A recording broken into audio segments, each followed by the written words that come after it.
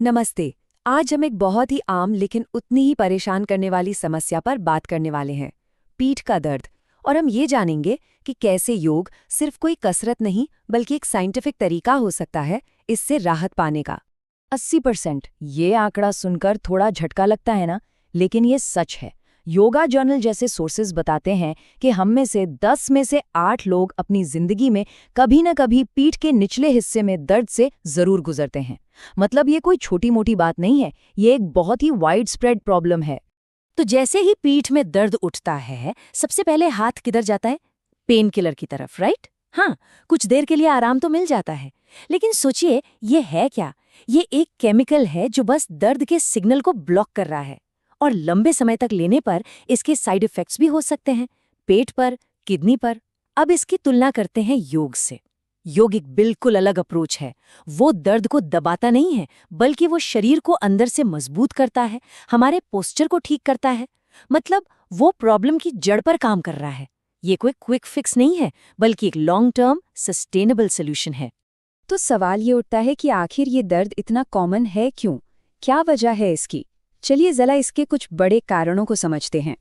देखिए, पीठ दर्द का कोई एक सिंगल कारण नहीं होता।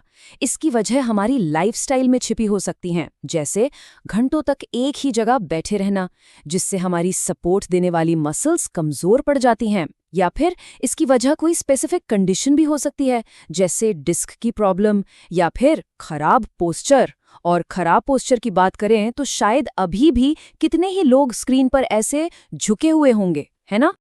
तो ठीक है, प्रॉब्लम तो समझ आ गई। अब बात करते हैं सॉल्यूशन की, और यहीं पर एंट्री होती है योग की। और एक बात साफ कर दूं, योग का मतलब सिर्फ हाथ पैर खींचना या स्ट्रेचिंग नहीं है। ये एक पूरी की पूरी थेरेप्यूटिक प्रैक्टिस है। लेकिन सवाल ये है कि योग आखिर करता क्या है? मतलब ये हमारी रीढ़ की हड्डी को ठीक करने में कैसे मदद करता है? चलिए इसी को डिकोड करते हैं। योग का कमाल ये है कि वो मल्टी लेवल पर काम करता है।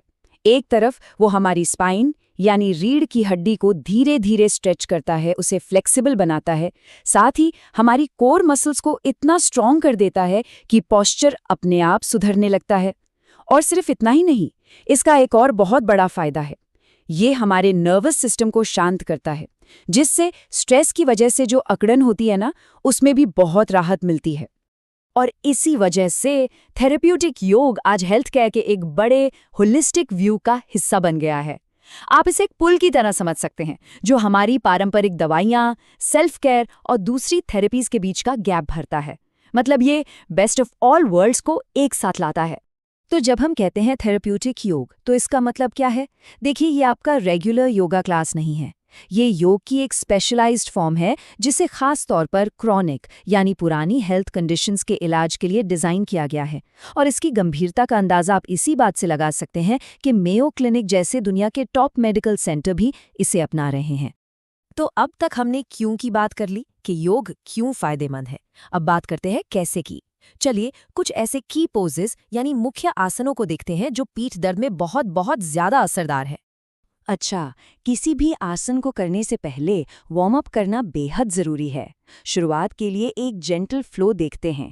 पहला है कैट काउ पोज यानी मार्जरी आसन, बितिल आसन। ये रीढ़ की हड्डी को धीरे धीरे जगाने और फ्लेक्सिबल बनाने के लिए परफेक्ट है। और इसके बाद चाइल्ड्स पोज यानी बालासन। ये स्पाइन को लंबा करता है और सारा टेंशन रिलीज कर देता है। ये इतना सिंपल फ्लो है कि इसे रोजाना किया जा सकता है। ओके, अब आते हैं योग के एक आइकॉनिक पोज पर, जिसे लगभग हर कोई पहचानता है, डाउनवर्ड फेसिंग डॉग या अधोमुख श्वानासन। ये पोज हमारी स्पाइन को डीकम्प्रेस करने, मतलब उस पर से दबाव हटाने और पूरी बैक बॉडी को स्ट्रॉन्ग बनाने के लिए जबरदस्त है। इसके फायदे बहुत सारे हैं। ये पूरी की पूरी स्पाइन को एक बढ़िया सा स्ट्रेच देता है। हमारे हैमस्ट्रिंग्स जो अक्सर बहुत टाइट हो जाते हैं, उनको खोलता है, अपर बॉडी में स्ट्रेच बनाता है। और हाँ, जिन्हें साइटिका की प्रॉब्लम है, उन्हें भी इससे काफ़ी राहत मिल सकती है। हमारा अगला पोज है स्फिंक्स पोज। ये एक बहुत ही जेंटल मतलब सौम्य बैकबेंड है। इसकी खास बात यह है कि ये बिना ज़्यादा जोर लगाए हमारी स्पाइन की स्टेबिलिटी को बढ़ाता है। जो लोग अभी शुरुआत कर रहे हैं, उनके लिए ये एक बेहतरीन पोज है।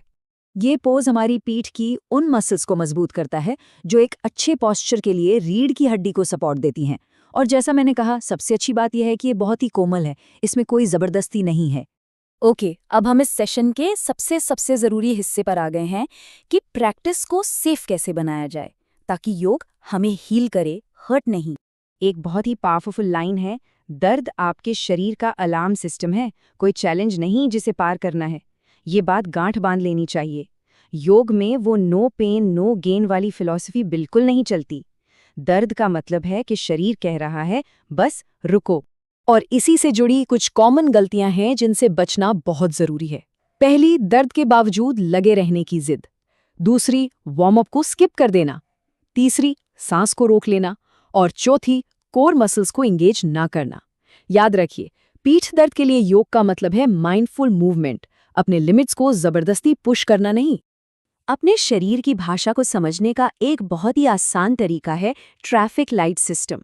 इसे ऐसे समझिए, ग्रीन लाइट मतलब हल्का खिंचाव महसूस हो रहा है, सब ठीक है, आप आराम से आगे बढ़ सकते हैं। येलो लाइट मतलब थोड़ी बेचैनी या हल्की चुभन हो रही है, यहाँ आपको सावधान हो जाना है। और रेड लाइट मतलब तेज चुभने वाला दर्द, इसका मतलब है तुरंत रुक चाहिए। ये सिंपल सा सिस्टम प्रैक्टिस को सेफ रखने में बहुत मदद करता है। और इसी से जुड़ा एक और ज़रूरी नियम है 70% रूल। ये एक बहुत ही ज़रूरी प्रिंसिपल है सेफ प्रैक्टिस के लिए, खासकर तब जब कोई चोट से उभर रहा हो। तो क्या है ये 70% रूल?